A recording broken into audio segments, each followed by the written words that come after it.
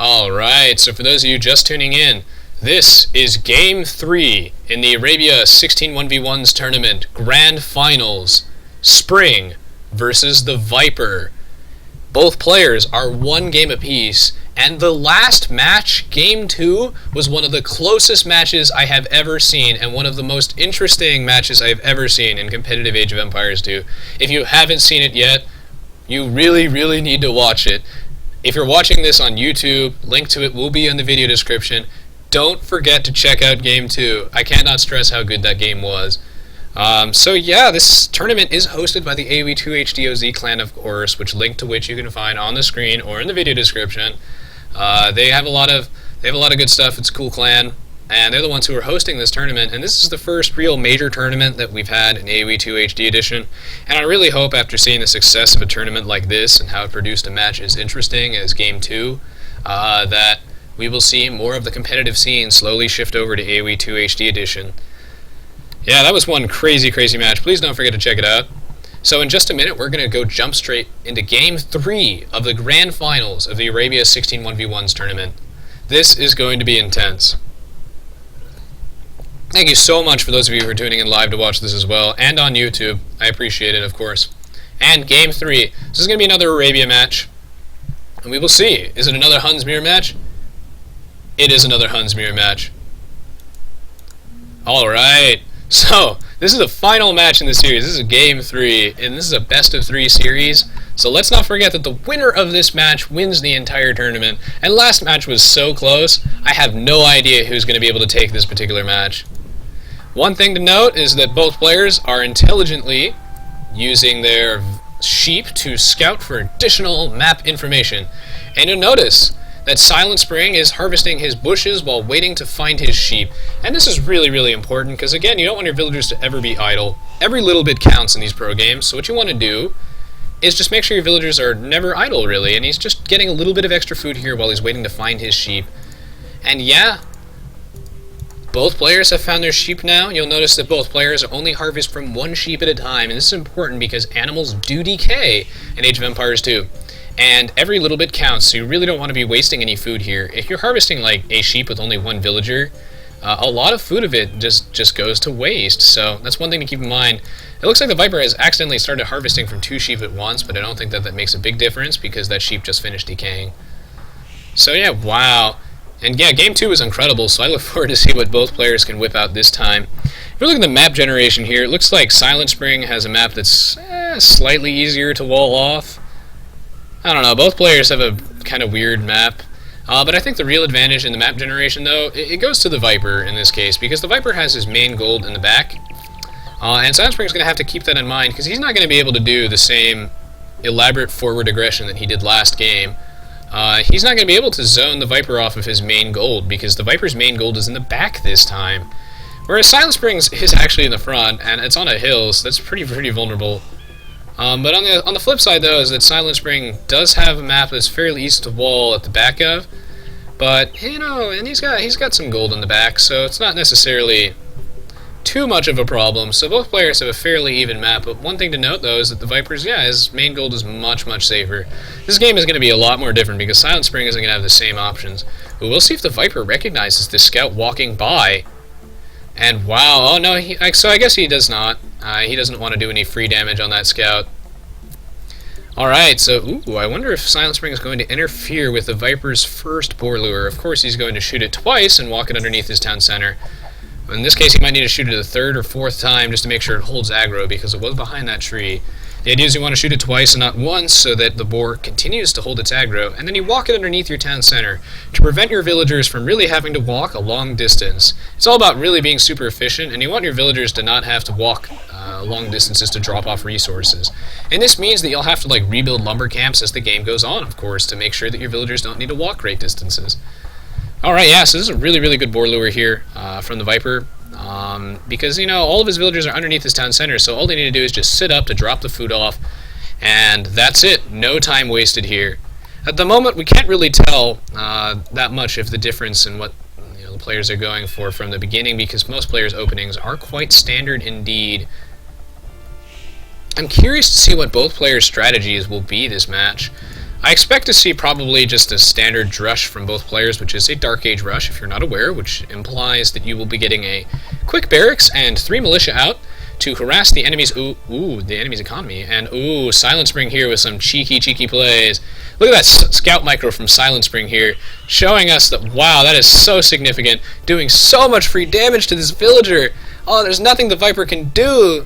Oh my god, the Viper is going to lose this villager to that boar. Oh, except Silent Spring is doing a little bit of blocking with his... Oh... Villager is down! That is really significant in these pro games. Insane micro from Silent Spring. And Silent Spring is body blocking this yet again. Oh, yeah, but, you know, in the end, the Viper will get that boar. But the boar lure is going to be subpar. Look at this. Oh, great micro from the Viper, though. He manages to slightly adjust the position of the boar to make it better. So really good play from Silent Spring here. The Viper has lost a villager, and that could spell the difference this game. You never know. Wow, that is huge. Really good play from the from Silent Spring here. The Viper is going to have to recover from that. But wait a minute, it looks like... Do my eyes deceive me? Is that a blue skeleton? Alright, so it looks like perhaps Silent Spring has mismicroed one of his villagers during this whole shenanigans. Or maybe the Viper killed one of his. I did not get to see that. But it looks like both players have indeed lost a villager here. So both players, once again, doing a cripple fight. And we got the mill coming out from Silent Spring right now. This is really late mill compared to the Viper. The Viper has had his mill out since a lot longer. So we'll see if that makes a difference at all. That just means that the Viper could get out his farm slightly earlier, although I don't think that matters. Ooh, really fast. Ooh, wow, yeah, really fast feudal time from Silent Spring here. And the Viper is not up yet, just because, you know, the boar harassment from Silent Spring really did slow the Viper down a little bit. The Viper will be able to advance now, of course, but Silent Spring is up slightly sooner. It looks like both players have actually decided no Dark Age rush this time. There will not be any militia, they have decided, and we know this because there's no barracks, and there's no one gold miner who's going to mine 10 gold from that gold mine. As I discuss in all of my other videos, you'll know that if a player is going for a drush if you see them mining 10 gold from a local gold deposit. And the reason is because after researching Loom, you'll have 50 gold left. Militia costs 20 gold each. So if you're going to go for the standard 3 militia in your drush strategy, you're going to need 60 gold.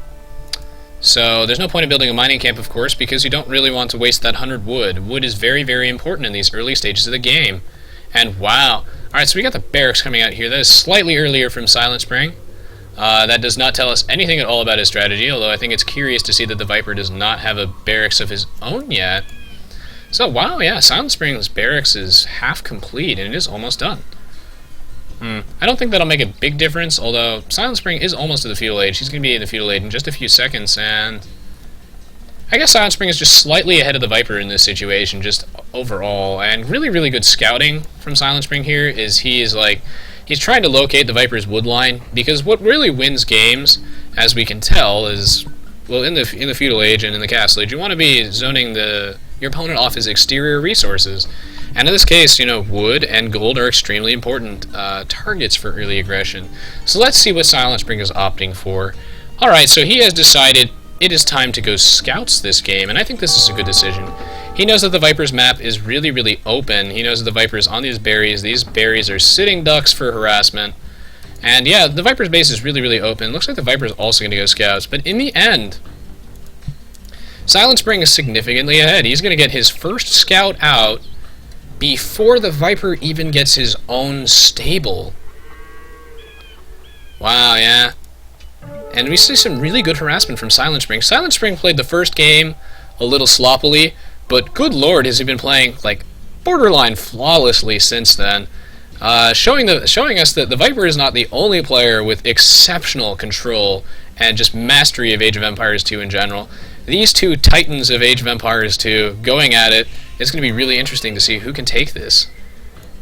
Wow, yeah, so Silent Spring gets 2 scouts out, actually, by the time before Viper even gets a single scout from his stable. That's going to be quite significant, especially because Silent Spring has all... Well, let's see, what does the Viper know? The Viper has Bupkis and map vision. He has no map vision at all, whereas Silent Spring has been scouting like no one's business. Like, he knows for the most part, what's up. And I expect him to swing his scout back in to go double check to see what choice the Viper went in Feudal Age. You have a lot of really good options, I guess, when you hit the Feudal Age as to what you're going to transition into after that barracks. You could try some sort of cheesy men-at-arms strategy, but of course you never want to commit to men-at-arms because they cost food, a lot of food in fact, and gold as well, so they're really going to delay your Castle Age time, so you don't want to commit to that. But the standard thing that we'll see from many players is either they'll open with an archer range or a stable, but I'd say that stable is a little more common, just because the map vision that you get with the scouts, and yeah, Silent Spring has seen the Viper, so he does know that the Viper is also going scouts. So yeah, scouts are really good harassment, especially in these large open maps, and ooh, Silent Spring, good micro here, pulls that scout back. One thing to keep in mind, I think, is that the Viper actually has a hill advantage, actually. I mean, it doesn't look like it, but if you come in from either side, well, if you come in from this side at least, like, these villagers are, this is a really good position for a lumber camp. They're always going to have a hill advantage, so they're going to be really, really tough to take. Alright, so this is a really good play from Silent Spring here. He knows that the Viper has right-clicked this scout, and he's getting so much free damage on the spearman, and he's actually going to get this spearman for free, in fact. That was a really, really good play from Silent Spring. The micro from these players is fantastic. Wow, alright, yeah, and Silent Spring has a really good defense too, so the Viper's going to have to pull back. Silent Spring right now is just really, really playing really well, and sure, he loses those scouts right there, but every time he forces those villagers off the line to go and fight that scout, they might as well be idle. That is some really significant economic damage here, and yeah, I think the Silent Spring is slowly going to accrue a slight advantage. Okay, so Silent Spring is very telling with this gold mine right now. He's got a gold mine right now, and this means that pretty soon he's going to transition to archers. And archers is a very, very common like a sort of late feudal age thing to transition into strategy-wise. Because of course you always want to base your strategy off what your opponent is doing, but what you want to do usually is transition to archers at the end of feudal age. And this is because archers cost wood and gold, so they really are not going to impact your castle age time too much. And you don't want to get stuck in the feudal age forever. That can be quite devastating, as we've seen in many of the previous matches in this tournament, that getting to the castle age is really important, as well as the imperial age. Really, you just don't want to be behind in technologies from your opponent, so both players exchanging a little bit of friendly banter between them. And yeah, I still like how Silent Spring is keeping this one scout around here. The Viper cannot hope to repel this, and he's just getting a little bit of map vision going on here, trying to figure out what the Viper is up to. The Viper has a lot of scouts, whereas actually Silent Spring is still committing to these scouts, but Silent Spring is tacking on archers, and I think one thing to keep in mind is the Viper has not. Ooh, good play from Silent Spring here, pulling that scout out. Doesn't want to lose it for free. So anyway, yeah, the Viper is just considering starting his gold mine right now, and Silent Spring is going to see this gold mine come up. Yep, he knows that the Viper is going to go straight into gold right now, and this is going to be quite big because Silent Spring, once again, he's just one step ahead of the Viper. He's been one step ahead the entire game, where he's got the stable first, feudal age first, gold mine first, like all these archers, everything is just. Like he's just doing everything ahead of the Viper right now, and oh wow, really good control here from Silent Spring. He gets one scout off the Viper, and the Viper wisely recognizes that there's no way he's going to be able to take this fight. Silent Spring has all of these troops in his own base, and Silent Spring has the home field advantage of just being able to. It's really easy to defend your own base because you're producing your troops from there. So it's really easy to reinforce your own army, and the Viper is like, well, there's no way I can do any economic damage here when Silent Spring has just so much army in his base, so the Viper is wisely pulling back.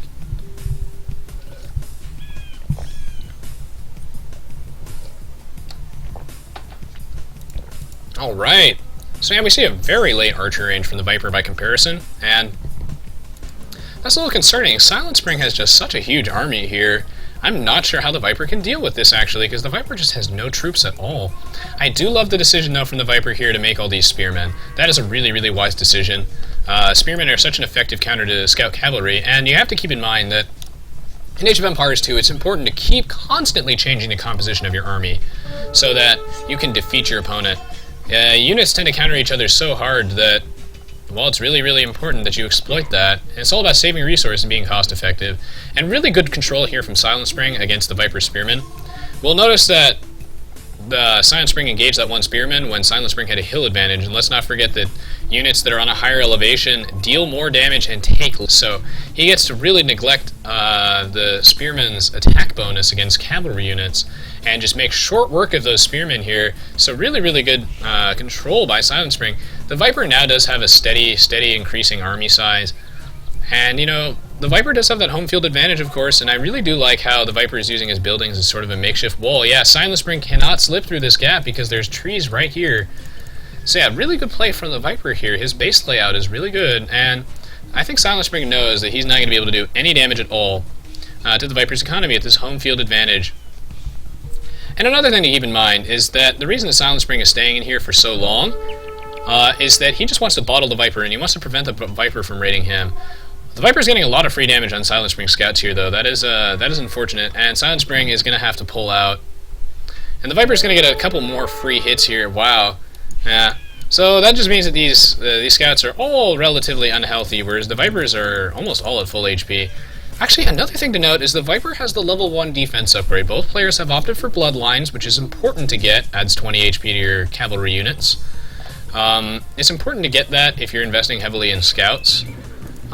So yeah, that's important, but one thing to note is that the Viper's scouts are significantly stronger than Silent Spring's because the Viper has that level 1 defense upgrade. Now, Silent Spring has actually stopped investing in scouts at this point because he's trying to stockpile his resources so he can advance the Castle Age. So he's only investing in archers, which only cost wood and gold, and Castle Age costs 800 food, 200 gold to advance. So he's really going to want to stockpile that food by not making units that cost food if he can help it. So if you look at his economy, he's getting really close to being able to advance, and I love this decision to wall this off here. This is really, really smart on his part, because he knows the Viper is going to swing around here, and he's got the Spearman patrolled here too, so he can get a couple free hits, and I do love how he's moving that villager to the back over here so that villager doesn't get picked off. The Viper is still going to manage to slip in here. Ooh, and Silent Spring is able to advance. You'll notice that he forced some of his villagers off there. He garrisoned them in their town center, and that causes them to immediately drop their food off. And this will allow Silent Spring to get that little extra boost of food that he needs to get to the Castle Age. And I think the Viper, you know, if you're paying attention, you can look at the score of your opponent, which of course you should always have the scores on, which F4 is the hotkey, or you click that little flag icon. Don't forget to turn on your clock as well if you're playing, if you don't have the clock on. That's F11.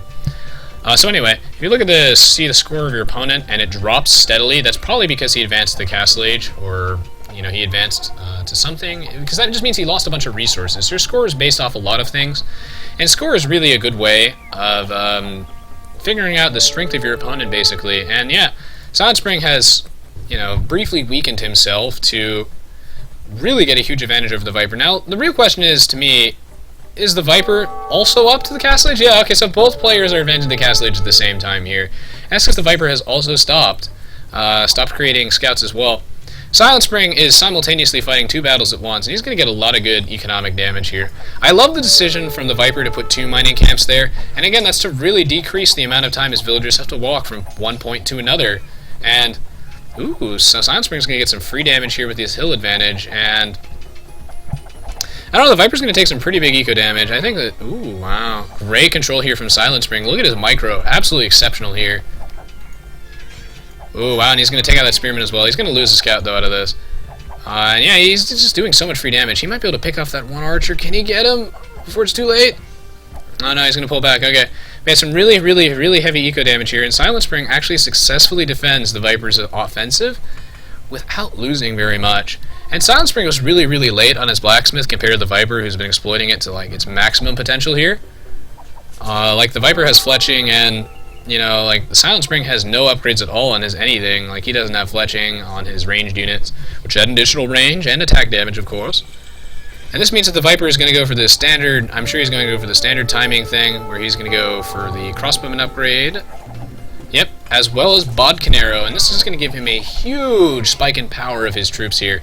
And that's why we see this so often from pro players, is that getting that tech advantage right off the bat is huge, and, you know, Silent Spring is coming in with a huge offensive, but he's not going to have his crossbowman and Bodcanero at the same time. However, we will see. When will he have it?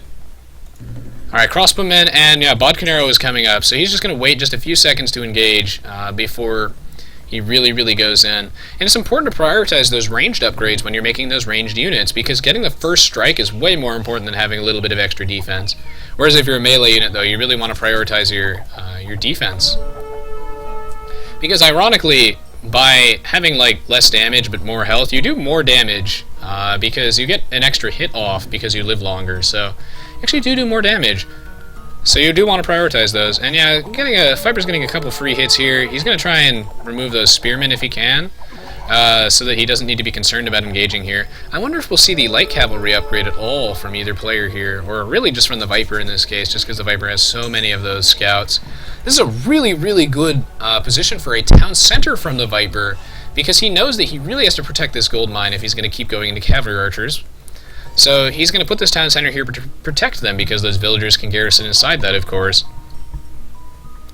Alright, Silent Spring is moving in for an offensive, but I think this is incredibly dangerous. Not only is there a town center over here to prevent him from moving back, but the Viper has a significant hill advantage, so he's really got to be careful in this situation. And yeah, the Viper is going to move over here, and he's going to put down another lumber camp. So the Viper here has a really strong defense. No second town center out from Silent Spring, so this means that Silent Spring is investing more so in the offense than the Viper is, but the Viper is trying to stall this out and gain an economic advantage here. Silent Spring does have the level 1 defense upgrade on his ranged units, though, which means that he's going to win in a straight-up fight, so this is going to be interesting. The Viper's defense here is quite strong. There's really no damage being done by these crossbowmen at the moment, so we're going to see, can Silent Spring do enough damage, because the Viper's going to start pulling ahead economically because he has a second town center. And we might even see a third one from him soon, so he's going to really start getting an advantage in the amount of villagers that he has. One thing to keep in mind, though, ooh, husbandry from Silent Spring. So Silent Spring is really going aggressive here. Silent Spring, of course, researching the husbandry upgrade, which does add 10% movement speed onto your cavalry-type units. And yeah, really not much economic damage done here to the Viper. You'll notice the Viper has pulled many of his farmers off and is investing heavily in wood and gold. It is important to not only adjust your... Wow, okay, so we've got the legendary moonwalking cavalry archer. But anyway, as I was saying, you've got to adjust your economy and your military to beat your opponent. And what you want is you want to adjust your economy constantly to give you the resources that you need to make the units that you want.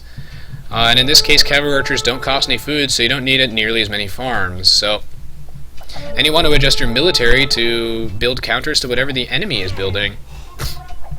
Although sometimes you can just get away with just massing something like cavalry archers unless the enemy is going like mass skirms or something, but we're not going to see that this game.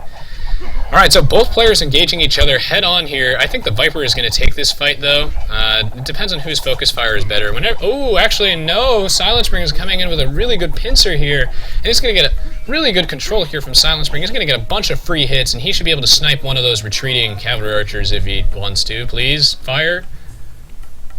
Ooh, Viper pulling off his almost all of the wood line here, and he's going to make a desperate town center right now. He really, really wants to get this town center down because he really has to protect this wood line. And so much economic damage here. Wow, Silent Spring is going to kill so many villagers for free. The Viper cannot engage. He does not have enough troops. But the Viper, the smart decision here was to get that town center out, because now he can garrison all those villagers inside, and now suddenly this is an unfavorable fight for Silent Spring. Look at all the guys he is losing to that town center fire. Ooh, and I love this decision to get a knight out from the Viper. Wow. Yeah, because the knight is going to be so strong against all these ranged units that Silent Spring has. Really, really good play from the Viper here. Wow. This is going to be quite devastating. Ooh, but Silent Spring, wow, he's really committing to this forward fight, because he's got the level 2 defense upgrade right now. And you know what that means? That means that the Viper is going to lose any straight-up even fights now. This is going to be really, really close. Silent Spring has a slight advantage right now, but oh no, the Viper is recognizing that these units are out of position, and he's going to pick those off. Or is it? Silent Spring is going in here, and sure, the Viper has the elevation advantage. Oh, actually, this could be really, really bad. Silent Spring is going to lose so many guys. Sure, the Viper is going to lose all those cavalry archers, but he's getting hit on all sides by that town center. And town center MVP this game. That town center has killed maybe like 20 units so far, and Silent Spring is forced to retreat. Because of the home field advantage, the Viper is able to reinforce this so much quicker. I do love this decision to go for a forward siege workshop, though. Many pro players will do this a lot. You want to keep in mind that your siege weapons are super slow, so you want to compensate for that by building the siege workshop close to where you need the siege weapons. And in this case, he needs to break the Viper's impenetrable defense by building a forward siege workshop so that those mangonels and battering rams and scorpions don't need to move so far. Wow, this is looking really, really bad for the Viper. The Viper does have a huge economic advantage, though, don't get me wrong. He has a huge economic advantage. If he can hold this long enough, he can recover, and he can completely turn this game. Because Spring's economy is nowhere near on the level of the Vipers, because the Vipers had 3 town centers for a long time. If we compare it right now, you'll take note of these numbers, and we're going to swap briefly over to the Viper, and we'll notice that the numbers are significantly higher. I think it looks like the Viper has maybe about 15 or so more villagers. It's difficult to say. Can't do all that math that fast. Which means that, yeah, the Viper is really able to produce troops much faster, and the Viper is almost entirely completely boomed. But Silent Spring is a ways away. This town center, that new town center is pretty fresh, and really not heavily saturated, so, wow, we see 2 more archer ranges. Silent Spring is really committing to this. He really wants to end the Viper, like, right now, and not boom. So we'll see 2 contrasting styles here. The Viper has recognized that his opponent has invested in that defense upgrade, and ooh, so much free damage on that 1 cavalry archer. Wow, the Viper gets the first strike here. Ooh, but Silent Spring manages to get that cavalry archer out of there just in time. Wow. Yeah. It's the villager pop difference that really matters right now, because sure, Silent Spring has maybe 15 more troops, but the Viper has 15 more villagers at this point. And what this means is that if the Viper can stall this out, he can make a comeback. Ooh, University. Alright, so we got the University coming out from the Viper right now. Of course, this is for the Ballistics upgrade, which improves the accuracy of your ranged units against moving targets. And this is really important, because once the Viper gets Ballistics, Silent Spring will no longer be able to do his ridiculous StarCraft 2 Korean micro, and basically dodge all those shots. A lot of economic damage here. The Viper a little slow to react to the damage done, and these villagers are going to die. And these, of course, mangonels, keep in mind, they do outrange the town center by 1 at this stage in the game, which means that this town center is not going to be able to defend, and the Viper is going to have to engage. That's why mangonels are really good at forcing a fight here. Ooh, wow, the forward monastery here. Silent Spring laying down the aggression here. This is such a close game for both players. This is a level of play very, very high that we don't often get to see in Aoe2 HD, so this is very, very fun to watch. Of course, if you enjoyed watching this match, I have plenty of other stuff on my YouTube channel, of course. Plenty of other pro matches, which may not quite be as entertaining as this particular one, but I'm sure you'll enjoy them nonetheless. So this monk is important to keep in mind. And yeah, this is a late siege workshop from the Viper. The Viper is going to need mangonels to deal with these mangonels and these massed cavalry archers. Ooh, that was a good mangonel shot, but he's going to lose this mangonel for free. Great control from the Viper here, managing to pick up these mangonels. And it's really important that you dodge those mangonel shots because they do so much damage. Can Spring do this, or will the Viper be able to come back? It is difficult to say, but the Viper is not going to be able to compete with this if he can't get out his own siege workshop. He's going to eventually lose this town center here. And yeah, wow, 2 siege workshops. Ooh, we'll see how good the attack ground from the mangonel control is here. Ooh, he gets a full direct hit on all of those cavalry archers, and those cavalry archers are getting low. I love this decision to get the monk here from Silent Spring, because look at this. His cavalry archers are so much healthier than the Vipers. The Vipers are just all quite on low HP. But Silent Spring can get healed by this monk, and this monk can convert the enemy units as well. So the Viper really has to watch out for that, and huge aggression here from Silent Spring. The Viper has managed to continually keep a score advantage here, but in the end, does it matter? Because the Viper has a stronger economy, but if he loses this town center, it's slowly shrinking. Wow, yeah, Silent Spring has such a weak economy, but the Viper is going to lose this town center. Oh yeah, wow, this town center is down for the count. Can the Viper turn his economic advantage into a military one? Ooh, both players have such a massive army of cavalry archers. Who is going to come out on top here?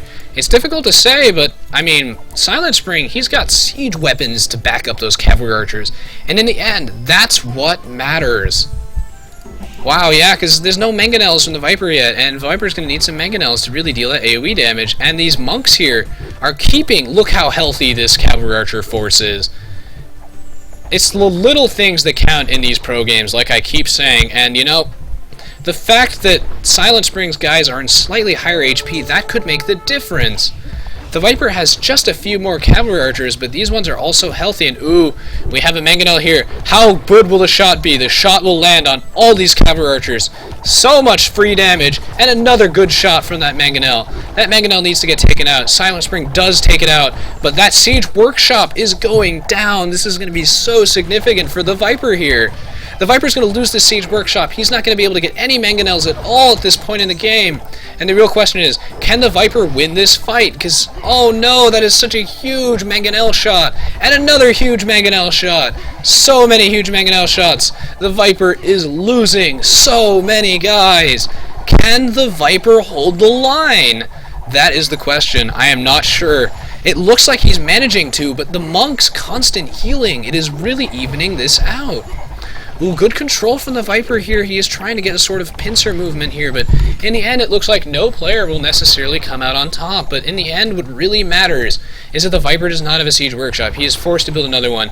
That is 200 wood and so much time without a mangonel. The Viper is in huge trouble here. He needs to get that mangonel out right now, but he can't do it. Uh-oh. Silent Spring's going to throw this mangonel for free here. Great control from the Viper, recognizing that situation here. And wow, another great play from the Viper is he has a safe wood line in the middle of nowhere over there where it's safe from harass. And you'll notice that there's a forward villager over here from Silent Spring to keep repairing those mangonels. He's got to keep those mangonels safe and healthy. They're so expensive. Oh, this is such a close match. Oh, but the Viper, the scores are evening out, and that's not good because Silent Spring has such a weak economy because he's invested so much in this offense that when the scores are evening out, that means the Viper is in huge trouble. What matters right now is that even though the offense, even though Viper's defense is strong, he's going to lose this town center. Oh no, and the Viper is going to be down to only a single town center. At this point in the game, that is so devastating. The Viper has to win the next fight, or it's absolutely GG. Great play from the Viper here. Sniping all these mangonels. Look at that micro from the Viper, taking 2 mangonels for free. Can he fire a third shot without going down? No, he can't. That was really, really good, and such a good trade here. The Viper does have a hill advantage, though, that he's exploiting. Silent Spring is recognizing this, and he's trying to get on his own hill and harass this wood line. This game is coming to a close. If the Viper cannot hold the line here, it is over. And another great mangonel shot from Silent Spring here. The Viper does manage to take out that mangonel shot, but ooh, great play here from Silent Spring. And Silent Spring has started transitioning into elite skirmishers, and I believe that is all she wrote. Because elite skirmishers are one of the best ways to deal with those heavy cavalry archers. Sure, elite skirmishers do not have the mobility of the cavalry archers, but they do hard counter them in a one-on-one fight in terms of cost and their attack bonus. So, oh no, the Viper has completely lost his army here, and has conceded defeat.